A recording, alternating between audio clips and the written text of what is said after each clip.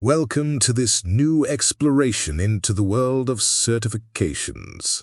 Today, we're venturing into what has become a literal jungle of names, licenses, and certificates. It's total chaos, Eloise. A magnificent chaos, Theodore, where many students invest their precious time and money, absolutely convinced they're obtaining international qualifications. Only later do they discover their shiny new title is worth about as much as a parking ticket, and only if it's on the harbour docks. Parking ticket, an excellent comparison. Let's start by clearing things up with the rather significant difference between a foreign private license and an Italian official certificate. Abroad, the minimum requirement to work is the inshore level, isn't it? Exactly. Private schools issue licenses according to IDSA standards. They look like fantastic technical titles, but there's a rather large catch. They're private documents. No state authority monitors the hours completed, and crucially, they don't allow for registration with the Coast Guard, the Capitaneria di Porto in Italy. Anyone returning here with only a private foreign license under Italian law often technically doesn't exist. You don't exist? You just vanish into thin air? That sounds like a serious problem. And in Italy, the situation is even more convoluted with what's called the disguised OTS. Explain to me, Eloise, what on earth is a disguised OTS? It's a true bureaucratic chameleon, Theodore. There are schools issuing professional qualification certificates with official state stamps, using high-sounding names like Inshore OTS or OTS at 50 meters. It all looks perfectly legitimate considering their public acts monitored by the regions. But it isn't, I'm assuming. Not at all. Their only goal is registration in the Coast Guard records. In reality, they're just simple OTS, commercial divers. Why? Because they don't respect the bottom times and in-water activities required by the Sicilian Law, 07-2016 and IDSA standards. It's like buying a Ferrari and finding out it has a Fiat Panda engine. You look incredibly powerful, but you're utterly stuck in the city. The Ferrari Panda, that's a good one. And then there's the 50-meter trap, both inside and outside the port. If I understand correctly, 50 meters isn't 50 meters everywhere. Absolutely not. An HDS at 50 meters title only qualifies you to dive to that depth within the port area.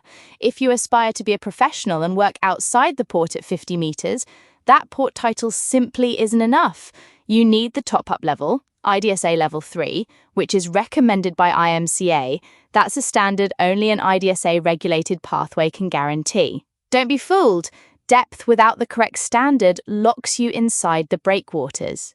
So depth without the proper standard keeps you trapped between the breakwaters, a sort of underwater prison, but with a rather nice sea view. Precisely.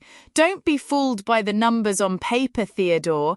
It's transparency that truly counts. And this is where the truth of CEDIFOP comes in, the qualification for the registry. CEDIFOP doesn't do disguised port training. Our pathways are the only ones in Italy that, despite being professional qualification certificates monitored by labour inspectorates, strictly follow the decompression tables of Law 07-2016 and the IDSA standard. It's the only path that allows you to register for the specialised levels of the Telematic Registry of Industrial Diving. A CEDIFOP inshore is a true industrial professional, whereas those from other schools are often just an OTS with a fancier name, a bit like a barista calling themselves a coffee sommelier. Understood. And in this whole muddle, Law 09 of 2026 and Law 07 of 2016 are our compasses. But there's another pitfall we need to discuss, the diver medic. Ah, the diver medic, the mandatory rescue requirement for offshore levels. The funny thing is, it's not required for the basic OTS or OTS inshore level.